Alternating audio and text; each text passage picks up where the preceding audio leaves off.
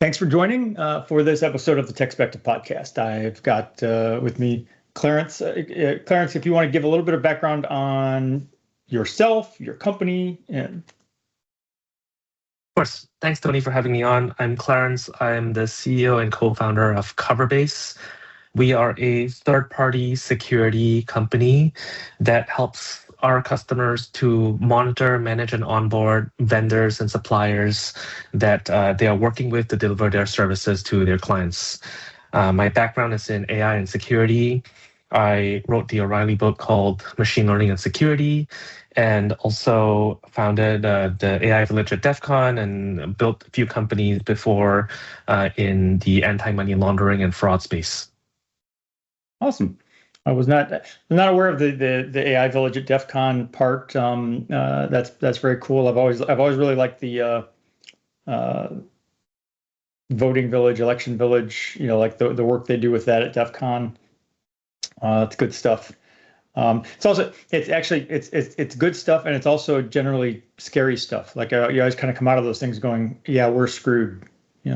It is very worrying that these things are as easy as they are to hack, to the degree where you can start a village to have amateurs go in and walk out 15 minutes later having actually done it. So that's a scary reality of things, unfortunately. Okay. One of the things, one of the things that has been not super recent, but has made headlines and has been a point of debate is the OpenAI mixed panel discussion. Like what do you? I guess go describe what do most people think happened, and what do you think they're missing? Yeah. So the OpenAI mixed panel thing that happened was that there was a breach with mixed panel. I think, just to summarize what happened, there's a lot of different angles to the story about what the breach actually entailed and what was actually breached, what was actually taken from mixed panel. But mixed panel is obviously for anyone who's listening that doesn't know, they're a web analytics tool that's very common. They're kind of an industry standard that's been the industry standard for maybe 10, 15 years now. And they're used by many of the popular websites. It's not really seen as an invasion of privacy to have mixed panel there, because all they do is they give the developers of the site, the owners of the page, some tooling and ability to inspect things that are happening for optimization and error analysis purposes, right? Now, obviously, because of what they do, they have a ton of information about everything related to user interactions with websites on the public web. As long as there's a web surface of it, there is a potential that they're going to be capturing as detailed as click level or even like eyeball level type interactions with the page. And so any type of breach of any degree is going to be considered some level of privacy infringement, at least. Now, they were found to have been breached a few months back, and it was also found that OpenAI was using mixed panel. Not very surprising. And because of that, many of the interactions that clients had on OpenAI through mixed panels analytics were found to have been exposed. And that, of course, is something that is of cause of concern to people, because everything you do on ChatGPT, on OpenAI products, I don't think people expect to be out there. So Right. That's a concern. I guess one of the things that has come up fairly often is I'm relatively cynical, we'll say, when it comes to data privacy for personal, like, consumer data, from the perspective of there's a breach all the time, and it's like almost like a week it doesn't go by that I don't get an email from some vendor, or something in the mail from somebody saying, "Oh, hey, sorry, just want to let you know that 4 months ago we got breached. Oh, by the way, here's your lifetime supply of identity protection." I look at those things as someone who has worked in the cybersecurity industry and has written about the cybersecurity industry for decades, and I say, well, yeah, I don't really care anymore. Like my name has been out there, my birth date has been out there, my social security number has been out there, my driver's license numbers, like all of that information is already out there. Like if it gets breached again tomorrow, it won't matter. It's not going to change anything because that information already exists on the dark web. It's already they already have it. So to a large extent, I just kind of shrug my shoulders at this point, like, yeah, whatever. But there is like, yeah. So I just recently did an interview with Chris Inglis, like former like director of the National Security Agency, and we were talking about the allegations from Edward Snowden because he was there at that time, and talking about like allegations versus like basically like what was real and what was just Edward Snowden jumping to conclusions from Chris's perspective. And one of the places that we went in the conversation is I said, well, look, I mean, I can, if I take what you're saying and I say, okay, well, fine.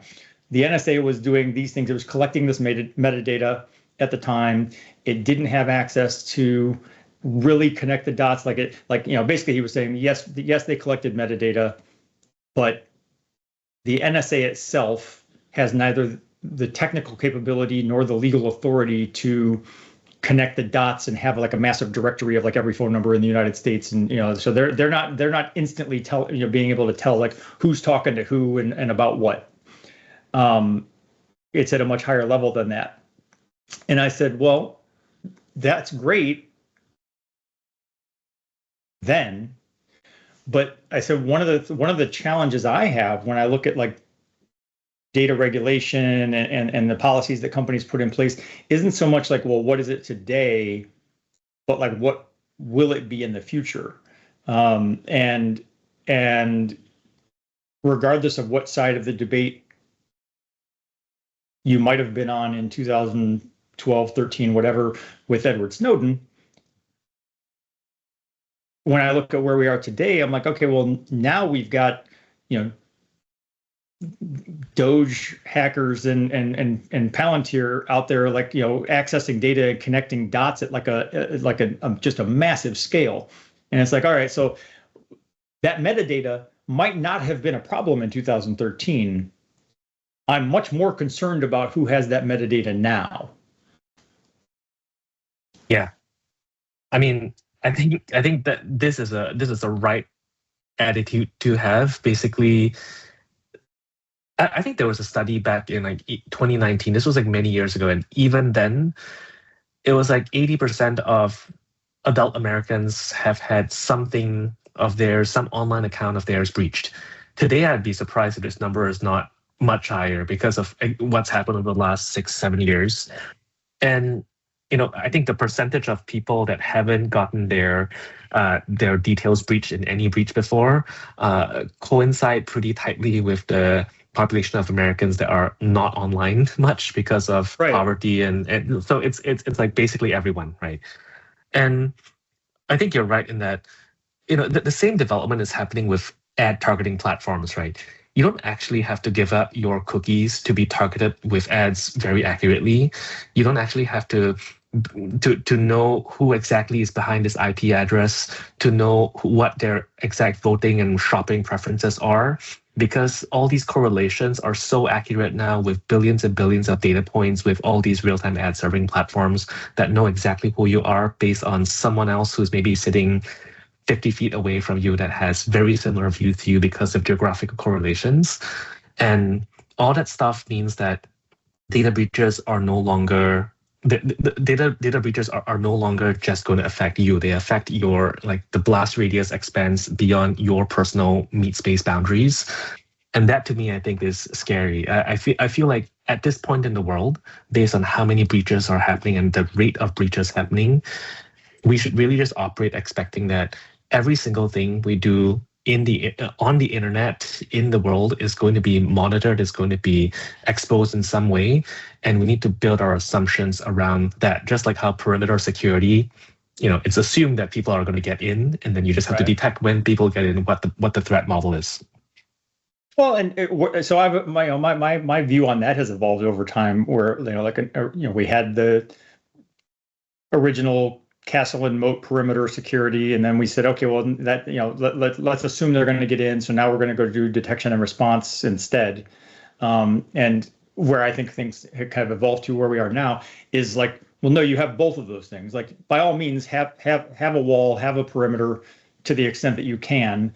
Try to block everything that you can, which I guess in this context would be, well, don't just publish your driver's license number and social security number online, but try to protect it. but also at the same time, assume that it's not going to stay protected. Assume that it is going to fall into someone's hands and operate from that perspective as well. I was going to say the other thing that I think is funny about how it became the default for corporations to say, oh, well, we had this breach. We're so sorry. Here is this, 5 years of identity protection or a lifetime supply, whatever, however they want to phrase it. And what's funny about it, what's ironic about it is those things aren't actually stopping anything either. Like all that does is give me a notification letting me know my stuff was taken again. So then I get an email that says, "Oh, hey, we did a quick scan of the dark web. Turns out all of your information is there. You should do something about that." And it's like it's not actually helpful because there's nothing you can do about it. At best it's just, oh, we found your email address. We found this information online.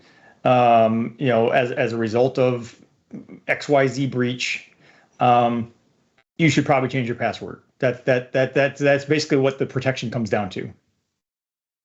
Yeah, I think you're right. Like all these identity protection services, all these are really just put out there to appease the regulators and the consumers from not, thinking that they're trying to do things to repair the situation. But I think a slippery slope to be careful with is that all breaches are not equal, right? I think we know that there's breaches that only involve, in this mixed panel case, they claim only metadata was released, so they can't see the words that you're typing into a ChatGPT or the tools that you use here. But there's also lots of breaches that are super in depth. That you get your personal health information, you get your DNA breached because a DNA ancestry genealogy platform was hacked. The consequences of each are very different.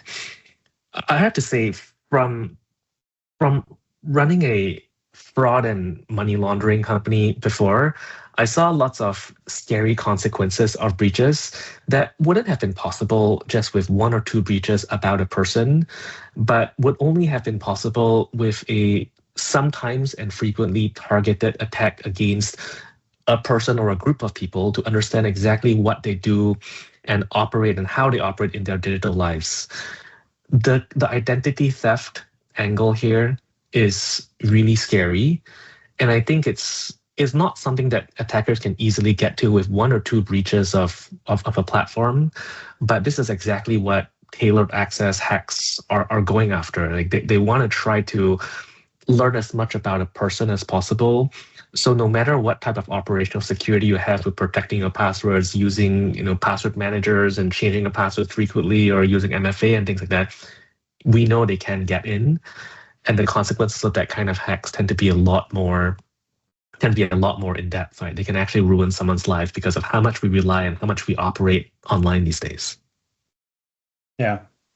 All right. So pulling this back to more specifically on the relationship of OpenAI and Mixpanel, or any vendor and Mixpanel. One of the things that I know you've talked about is this notion of the deeper issue being the delegated trust, and I think that's true of like a lot of cybersecurity. Is just like whatever software you're using, whatever services and platforms and tools you're using, by definition, there is some level of trust you're granting by engaging with those things, and they all become part of your attack, your attack surface, and they become part of your, they become potential threat vectors, if those things get breached in some way.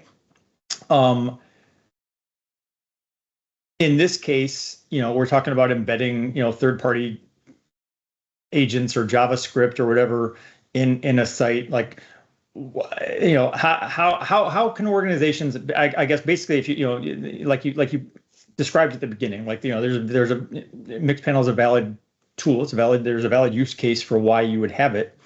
So how do you, as an organization, kind of balance the convenience or the productivity gain that you're trying to get from trusting a tool or a platform versus the risk and I guess a little add-on piece being, and how do you manage the visibility of it? Because that I think that is kind of the bigger thing, is like, well, yes, every tool that I use, every platform and such, I am inherently trusting them on some level. And I know that. The next piece is, okay, but how do I monitor that? Like, how do I have visibility of what that risk is, or what I'm exposing myself to? Yeah. Now we're going into a space that I feel like is incredibly fascinating, but also at the same time frustrating, because now anyone who's listening, who's involved with the exchange of services and the purchasing of products and vendor tools from a company's perspective will know about this third-party risk management, this like security questionnaire that we send out to vendors.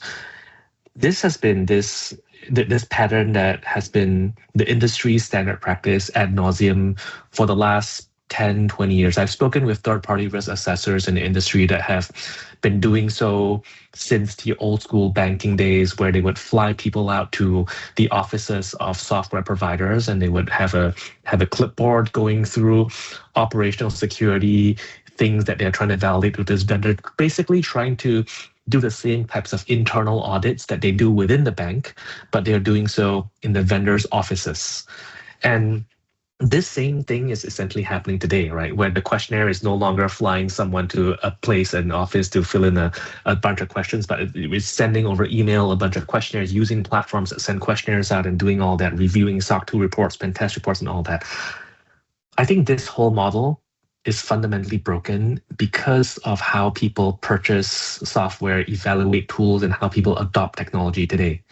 Like, gone are the days where you go through this 6-month procurement cycle and sign a contract for a 3-month agreement before you use any tool. Like, more than half the tools that enterprises use don't go through this cycle. They go through someone signing up for a SAT tool online, and what do you know about them? They're based in some country that you don't have any jurisdiction over.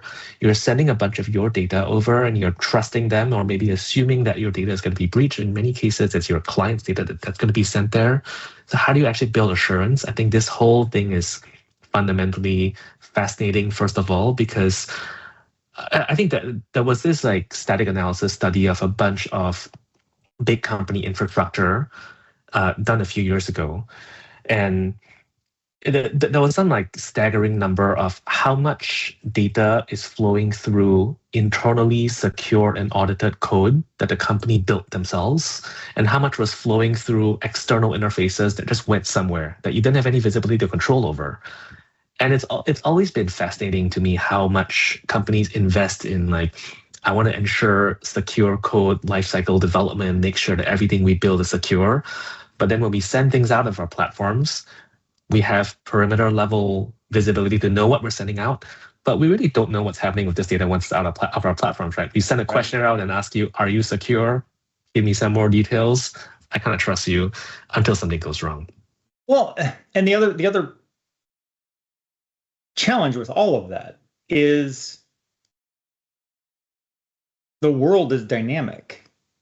So even if you did follow a procurement process and you answer the questionnaire or whatever, it's like, that's all point in time, and so like, I can thoroughly investigate, this agent or this JavaScript tool before choosing to embed it and verify, okay, I know exactly what it's doing. I know where the data is going. I mean, assuming I can find this information, but like, I know what's happening with my data when it leaves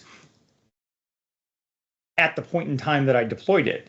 But if I'm not continuously monitoring, it's like, well, the next software update could change that. And I think we've seen examples of that, of like, because you can, once something is deployed and it's kind of just part of the regular cycle of things, and now you're just updating because it makes sense. Like you want to update, have the most current version of the software. You want to fix any known vulnerabilities, et cetera. So you're deploying updates to the software. Well, maybe one of those updates fundamentally changes where your data goes, but you didn't have visibility of that because you're not still scrutinizing it at that level. Now you're just using the tool. Yeah, exactly. I mean, all of these assessments are point in time by definition, and there's no continuous nature of this. Like, but when I first started talking to people in the industry, and they use the term continuous monitoring to refer to a section of their program, I was actually kind of confused because like people would ask us, hey, do you do continuous monitoring? And so I would talk about this, and then they said, no, I mean, by continuous monitoring, I mean like, do you monitor them next year as well? And so by continuous monitoring, they really mean, do we do this on an annual basis and have annual point-in-time snapshots of things? So that's the reality of where things are today. People cannot afford to do these kinds of assessments on even a weekly or monthly basis. Everything has to be done with high effort. You go really in depth. And I think that whole model is broken. Like, first of all, these assessments are super expensive and take so much time to do. And second of all, they're not really even effective if you're not keeping up with the speed at which this software evolves, right? So I feel like this is a fascinating thing. That there's this, like, everyone probably knows about SOC 2 and the whole kind of SOC 2 standard. When you're going through these like tech accelerators like YC, they tell you if you're selling to enterprise, go get your SOC 2 from day one, because it's what helps your customers to believe that you have a good security posture. And like, this whole industry has been so commoditized and optimized to the degree where there's companies that, like, the cost of getting a SOC 2 these days by an auditor has gone down fivefold. Like when we got our SOC 2 back in 2017, it cost us, this amount, and today it takes like 20% of the value. And there's even been like recent scandals. I don't want to name like companies, or like recent companies that help generate SOC 2s at such a low cost where it doesn't really make sense for them to have an auditor spend as much time and energy on the audit before. And so people found that like there was a bunch of highly similar or identical SOC 2 reports for different customers that were basically generated using automation, using AI, that would like maybe spend 30 minutes looking through a bunch of things through an audit, and then they'll generate a report for you. Because that's the economics of things. You can't afford to pay an auditor for 2 days if you're paying $3,000. So that's this whole model is just broken.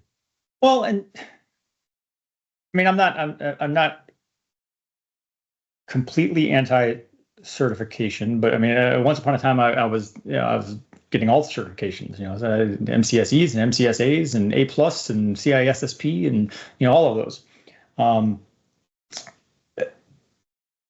But on some level, they do become like theater of sorts. I mean, especially the CISSP. I mean, nothing against them, but I mean, it's a broad test. Like it proves that you know a little bit about a lot of things about a lot of different areas across the board for cybersecurity, or at least you knew enough on that one day to take that multi-choice test and get that certification. And the security industry has used that for decades as like if you don't that's like the flag on your resume that at least gets you in the door, hopefully, to even be in the conversation. But it doesn't necessarily mean that you're it doesn't really prove that much about your knowledge or experience. In depth. I mean, it's just something to get you in the door. And I think, I think SOC 2 is kind of the same thing. It's like, well, it becomes table stakes. Like, well, you can't even be in the conversation if you don't have it. So you have to have it, but having it doesn't necessarily mean what you think it means. Yeah, I think that the meaning of it has changed, where in the past the barriers to having a certification like that were much higher, and over time naturally things get to a point where it gets so low that it's useful as a barrier. I still think that someone who is putting in the effort to think about getting a SOC 2 report is going to be better than someone who is just like, I don't really care about this. Like that is still a signal. But I think the signal is of very different quality and fidelity to 10, 15 years ago, where the state of things are much different. So it's a pretty interesting state of things. Like I frequently question where the industry is going with things, because essentially where companies and economies are moving is that there is so much specialization.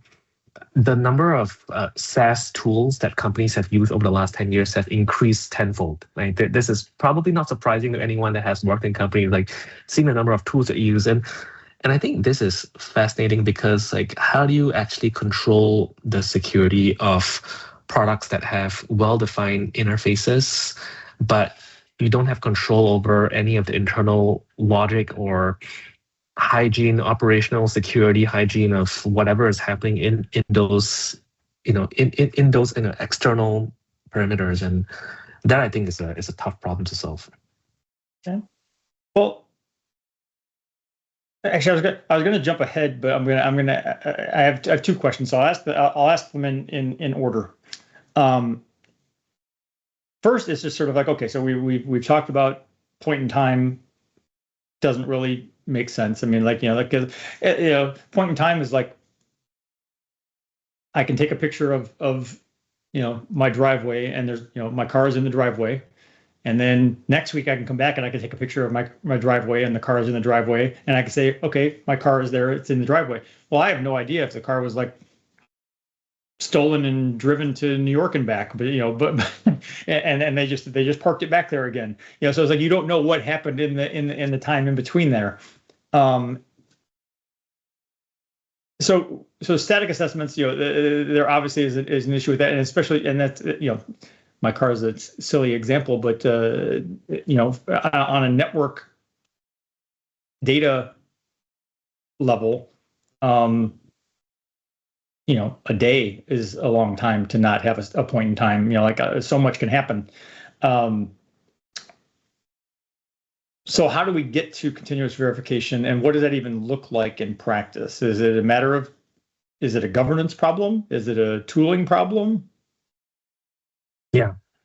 So I think there's three sides to this, and I've spent a bunch of time thinking about how to convince people of this problem, because I don't think this problem is primarily a technology problem. I think this is actually primarily a incentive structure and a people problem. Just as many organization problems are, they end up being people problems and mindset problems a lot of the time.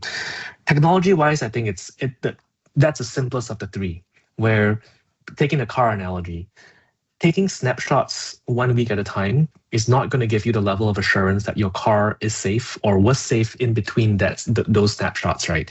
Like you mentioned, someone could have driven it away. I think something that has changed in the data world over the last 10, 15 years has been exactly what you mentioned earlier in the session, which is the ability for signals to be correlated and to make powerful assumptions that are probabilistic but are highly likely to be relevant and effective has increased, and the barriers to using these tools have decreased so much that you can actually throw a whole bunch of very, very noisy signals that 10 years ago we might have considered as noise, and we could pull apart the signal from these without spending a whole bunch of time. So if you track your tire rotation or your even like tire pressure, or whatever right, things you have about the car, previously there wasn't the manpower or the ability or the algorithms to the compute to analyze them, but now it's trivial. So that to me is the simpler problem. The more difficult problem here is, okay, assuming we have all this data, why, like, and if it's your car, of course you can get all this data, but if it's some other person's company, some other person's tools, some other person's infrastructure and software stack and in their organization, why would they share it with you? Like, there's no real incentive for them to expose, open the kimono and share everything, every single thing with you. And that is a difficult problem to solve. I think there's been many approaches over time to create this like open sharing security infrastructure type network where maybe theoretically a customer with enough heft could go tell all their suppliers and say, hey, in order to do business with me, I need you to give me continuous access to your AWS. And I want to be able to check every single configuration and essentially do a continuous SOC 2 audit right now. Any vendor hearing this is going to be like, what do I stand to gain? Right? I only stand to lose from exposing all this to you because I know my own security isn't in tip-top shape. And that is a tough incentive structure to solve that I think can only come from the grouping together of buyers and people with economic power. The optimist in me thinks that this is eventually going to happen because of how catastrophic this problem is going to be, and because of how quickly this problem is changing and becoming more severe. Okay. The last piece is more around like how do we actually solve problems even if we have visibility? How do you make someone make changes to what they're doing? And I feel like that's yet another level of the incentive structure problem that is really tough to solve. But yeah, I think there's some interesting attempts to solving this today. Okay. Well, so one of the things is I'm cautious to not parade around, just make claims that AI is going to magically fix everything. But the reality is that AI does give us an ability to do, like to monitor on a 24/7 basis at scale in a way that humans can't. So it does give us at least more options to play with. And it seems, uniquely suited to monitor things like behavioral drift. So like if I was to go back to the thing about how, I might deploy, some open source code segment in my tool, and I might do the homework to I'll do my due diligence to prove that it only does what I want it to do at the point in time that I deploy it. But then a year later, they update it and it's doing something different, but I'm no longer paying attention. Well, I feel like now that we have you could have AI that can monitor for code changes, API shifts, data flows in real time, and kind of alert you to those things and be like, oh, hey, by the way, that thing that's only been sending data here, now it's sending data there, and we wanted to let you know about that. Now, so I think AI can help there. But to your point you just made, though, there does become the sticky question of, okay, but what am I supposed to do about that? Like if right now I had an AI tool alert me that, oh, by the way, this data, this platform you rely on for your business is now sending data somewhere you didn't want it to go. It's like, well, I can't just shut the platform down. I rely on it for my business. I can't just on a dime recode it and switch to a different thing. Like it takes time to fix that. So it's like in the meantime, I'm exposing myself to this problem with no way to actually solve it right now. But at least I know about it, which is a start. Yeah, exactly. I think the thing that people need to realize is that the biggest attack surface over the next 10 years is going to be delegated trust. Delegated trust is going to be like everything that summarizes why people need to think about security models fundamentally in a different way in the world where you cannot control whatever that's happening with your data and your systems. And I think this is, it's not a sudden change, but it's definitely accelerated by AI and the use of all these different tools that are all super focused and narrow and vertically optimized for that use case. It's just not vertically optimized for the security of your data. So I think this is like probably, to me, I'm biased, but it's the most important problem to solve over the next 10 years. Okay. Well, how should boards and executives be thinking about third-party risk differently? Like, is it primarily a CISO issue? Is it a product and engineering, accountability issue? Like, how at an organizational level, how do you manage third-party risk better? Yeah, I think that easy cop-out answer is that it's everyone's issue, but I don't want to give that answer from the get-go. I think there is a hierarchy of who needs to be held accountable first for the biggest first step at change. And the answer that I believe is the best first step is a little non-obvious. I think it's procurement.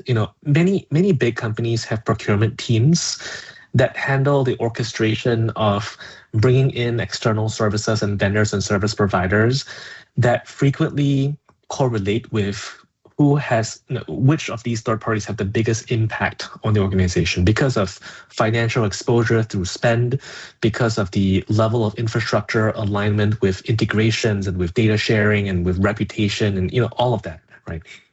Most procurement leaders today, if you talk to them about what their job function is, it's not security. Right? It's like they collaborate with security leaders, they collaborate with risk and compliance leaders, but they don't really think of their roles as security leaders because all they're doing is they're trying to process invoices, POs, they're negotiating contracts, they're working with legal teams, they're making sure the company gets the best deal and optimizes from that front. But I think what a lot of companies are starting to realize, and especially if they're in regulated spaces or if they're in positions where they are highly susceptible to compromise of any type from third parties, these procurement leaders are realizing that, hey, the long pole in my tent with any procurement process is the security review for a good reason, hopefully. And if I want to optimize any part of my process, if I want to actually get better at providing the first principle of why I exist to my company, it's not negotiating for $10,000 less in this contract, but avoiding this $10 million breach that might happen if I don't actually find it in time. So I think the evolution of the procurement role is going to be an important first step here because the role of procurement is changing from a financial operational role to a business risk role, an enterprise risk role. And that, I think, is where the first step needs to be.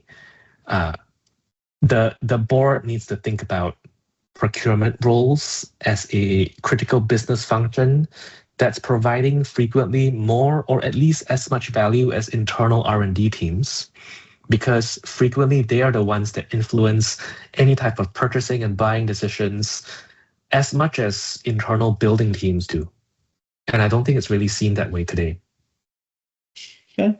No, I mean, I think that it's a good perspective. It's a unique perspective that I've not generally heard but like you're right, like procurement, generally speaking, is viewed from the lens of trying to get the best deal. Like, I want to negotiate the best deal and save money and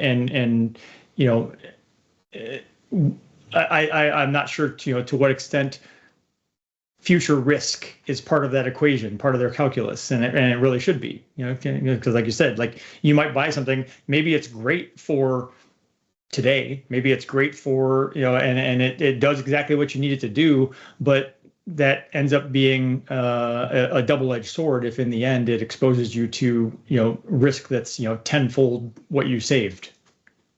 Yeah, exactly. I think there are many companies that would rather pay double the cost of a contract and work with a company that is a lot more secure and has a lot more guarantees around what's going to happen with their data than someone who is giving them a really great deal, but you just don't know. You would hope so, but I honestly do think that you could have that conversation in a lot of companies and they would be like, yeah, but the risk, the savings you're presenting to me are real. Like, yes, we can agree that like these savings are real. I know exactly what it is and when I'm going to get it. And you're asking me to spend more money to hedge against a potential risk that may never happen. So I think a lot of boards would look at that and say, well, I'm going to take the savings because that thing that you're telling me might happen might not happen.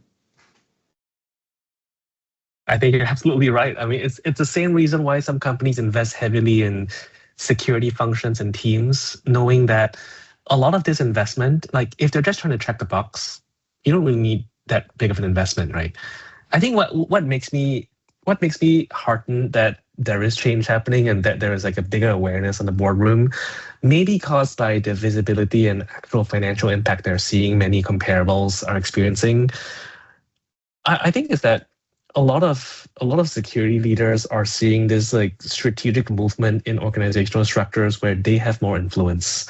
And I think that is a good voice to add to boards, to companies, to executive teams, because optimizing for revenue and bottom line, we all see how that kind of thing can fail, in not just security, but also ethically and in fairness and a bunch of other things. I think adding a paranoid lens to decisions where you're actually considering long tail black swan events that might occur. And of course, optimizing too much for that is not great either. But having that perspective, I feel like is going to be more and more important over time. And we've seen that trend happen in security, thankfully. Yeah. Well, and I know from when I was in the cybersecurity trenches side of things that like there's always this sort of like irony of we'd be coming up on like a contract renewal and have a vendor be like, well, don't really know why we're paying you as much as we're paying you. Like nothing's happened. And it's like, nothing happened because we were here. Like nothing happened because you paid us. I'm like, that logic is like saying, I don't need to put gas in my car because I already got from here to there or whatever. It's like, well, no, like you have to keep buying the gas. Like you have to keep spending the money. It's like so it's I think it has a lot of that same mentality applies in a lot of places where it's like it's easy to look and say, I seem to be doing all right. Why would I want to invest more money in that? And it's like, well, okay, but you have to take a step back and say, okay, but why are you doing all right? If it's because you invested money in the right way, maybe you should keep doing that, as opposed to using that as an argument for why you shouldn't do that anymore. Yeah, it's the insurance paradox, right? The problem with this is like success looks exactly like overpayment. Like you would have underpaid if you knew that it was going to be successful, but you wouldn't have known that. And yeah, so, I mean, I remember like discussing with my kids when it came time to buy auto insurance and stuff, and I was like, well, basically, you're betting that you're going to drive off the lot and total the car. They're betting you're never going to get in an accident. That's the bet. They're betting you're just going to keep paying money every month and they never have to pay out. But the reason you buy the insurance is because you might drive off the lot and total the car. And that's the gamble. I mean, and the way that insurance gamble ends up working is, I've now driven for decades. I've paid so much money in car insurance. I could just buy a car for cash outright a couple times over. But meanwhile, if I actually get in an accident, my insurer will be like, well, now you're a bigger risk. We're gonna have to up your premiums. And it's like, no, you don't need to up my premiums. I've already given you like $70,000. Like just. Yeah, I mean, I feel like when I was talking to security leaders, friends about how they've successfully changed the image and perception within their organizations, one of the most like strategic leaders in this space told me that he thinks of the entire role of security as PR, basically. Like, you really have to make people feel like what they're doing in security is not just to follow the rules and follow the process and not get in trouble. Because if people think like that, they're never going to want to go beyond what they're needed to do. Right? You make everyone go through training and it's like every training video they watch is added friction to what they need and want to do and what they want to care about. And I feel like what security leaders should be optimizing for, of course, in addition to everything else they have to do, which is a lot, is to think about what is it what they can do to change the image of the business value that they're doing for the company, that they're bringing to the company. I feel like I've heard the same from procurement leaders as well. Like no one in their right mind in companies loves spending time at procurement, right? It's like it's this gate, it's this barrier you have to go through. Same as security. I think security has had a much more successful PR transformation over the last 10 years. But it's still the fact that I think one of the key ways to be impactful in the business and to change the perspective of what security can do for businesses is when you're involved. Like, are you only involved when there's a problem or when you require someone like go to you to get your sign off? Or are you trying to be involved as early as they can before the decisions get set in stone? Something that we believe in strongly is that security typically today in most procurement processes are involved like midway through. You know, you've done all the selection, you've done all the knowing what you want to use, and then you go to security. Sometimes they'll say, nah, no, this is not good. They don't meet the requirements, and then you go back to square one. And this is realistic, right? Because like security teams can be involved with every single decision today. I think this is where there's some really interesting use cases for AI because like now security teams can scale themselves and basically be the business partner of someone that is trying to make the right decisions and doesn't want to only get knocked down like 30 days later with a problem. And I think things like that are how we interact with the philosophy of human decision making that I feel pretty optimistic about. Awesome. All right. Well, so I actually had a closing question that was kind of like a forward-looking thing, but you've already hit on all the points, so it would be redundant to ask you. I think this is a good conversation, and it was interesting to me because it was different. Like I feel like I have a lot of the same conversation on this podcast, and this was a different conversation, so I appreciate it. Yeah, of course. Thank you for having me here. I feel like third-party risk. A lot of security leaders that I talk to, they think it's like it's a GRC thing, right? I mean, I'm doing this to appease my executive team because my customers require me to do this. But I feel like more and more, what I truly believe is that delegated trust is the new attack surface and is the new and fastest growing attack surface where people really need to start thinking about this the same way they think about application security and network security. Is like this is like not a thing to shrug at. So, yeah. Awesome. All right. Take care. Thank you. Thank you, Tony.